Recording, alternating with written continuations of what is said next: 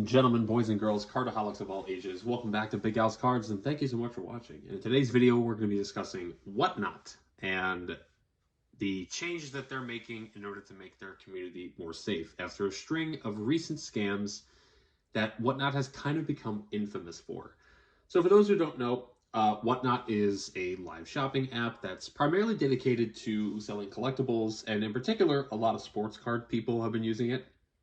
If you watch Pac-Man, Sky B Cards, I think Jeff Wilson, the sports cards investor, is also affiliated with WhatNot. And it kind of led the way for apps like Loop and Drip coming into play as well. However, WhatNot has also been mired in controversy with the amount of scams that seem to take place on the app. WhatNot is home to backyard breaks. Need I say any more? But even just in the last week and a half or so, we had two pretty big incidents spread on social media. One was by I think they're called Grandpa's Garage Breaks, where the guy basically was opening up retail packs of tops. So I have 4 cards here. Let's just say this 100 green is a special insert. Let's say these are all base, okay? So it's a retail pack, and for some reason, when you open a retail pack, the Stars of MLB inserts backwards. So open it, see it, they'll basically set it aside and just go through the base. Like, I'm not 100% sure as to where that, came from, why that was the move. It's just a Stars of MLB insert. More interestingly, the Breaker Retail Kings practically stole a downtown. So again, they're scrolling through Donruss packs, they see that downtown illustration right there, but you don't see that that's a downtown. You just know that they have it, and I'm going to pull it off camera, and just base, straight up stealing the downtown. And when confronted by the people in the chat, they're like, oh, you can't see the downtown, you can't see it. Basically admitting that it's there, and he's stealing it. And these incidents, these spread all over Twitter, they spread all over, Sports Card Radio covered them, Blowout covered it.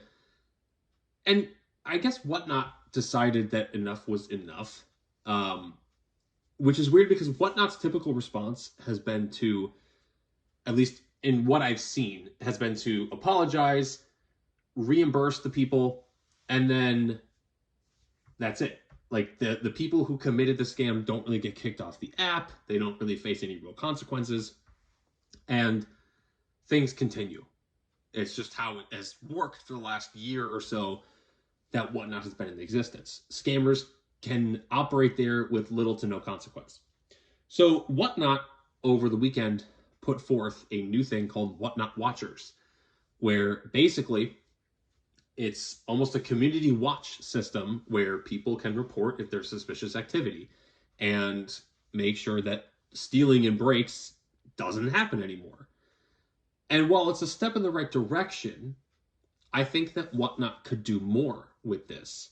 So obviously, we all want to see that these scammers who are taking things like downtowns and things like that, that they face justice, that they lose their ability to be on the app, that they make proper restitution for the things that they've stolen, and basically put an end to scams in the hobby as much as possible. There's always going to be some kind of scams, but specifically on WhatNot, where you would think that the people there are going to be trustworthy.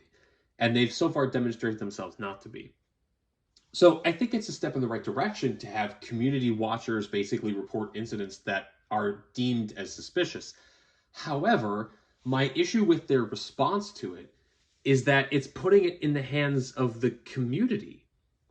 It's not WhatNot monitoring situations and doing better vetting of their breakers. It's on us, the collector, to basically watch for suspicious activity and report it, taking away the responsibility from WhatNot. That doesn't seem right to me. Again, WhatNot is going to refund people who are scammed by breakers and try to make things right, but it's weirdly not taking on the responsibility of being the community watch. It's us and the collector. What I would like to see happen is a better vetting system when it comes to getting people on WhatNot and really any app in general. I mean, imagine a system where a WhatNot breaker applies, they have to pay a deposit to basically prove that they're trustworthy for a year probation or something like that.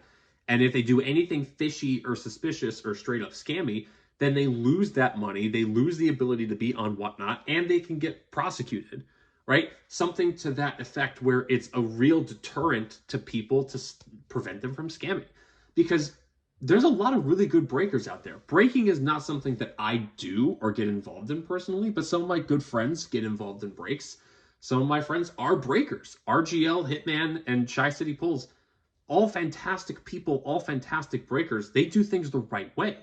And it's these WhatNot breakers that give these guys a bad name. The guys that I mentioned, again, RGL, Shy, Hitman, breakers of the year. Like, I don't know why they don't get more attention for the work that they do. Now, granted, it's not the hugest breaks from time to time. It's all mixers, but they're honest. They get excited when they pull something for other people. They have never tried to take anything for themselves. It's those kinds of breakers we should be celebrating, not just any random on the street who decides, I want to do breaking, ends up on WhatNot and steals downtowns whenever they can. So I think a vetting system is important, but the other thing too is WhatNot needs to make every single break recorded and replayable. Now I realize that that's probably asking for a significant investment in their tech. However, I think if they don't do it, they could just completely get shut down. When I say that, what I mean is the current situation right now in WhatNot, to my knowledge, is that they don't record and play back breaks. So you either have to be live in the app or you might never see it. So these clips of, you know, the Backyard Boys with the Trevor Lawrence, we wouldn't have known that that was a thing had people not screen recorded it, right? We need to be able to go back and access breaks so that we can tell if anything fishy is happening. It's a great deterrent to remind people, hey, you're being not only watched, but recorded, and there's going to be evidence against you if you try to do anything suspicious.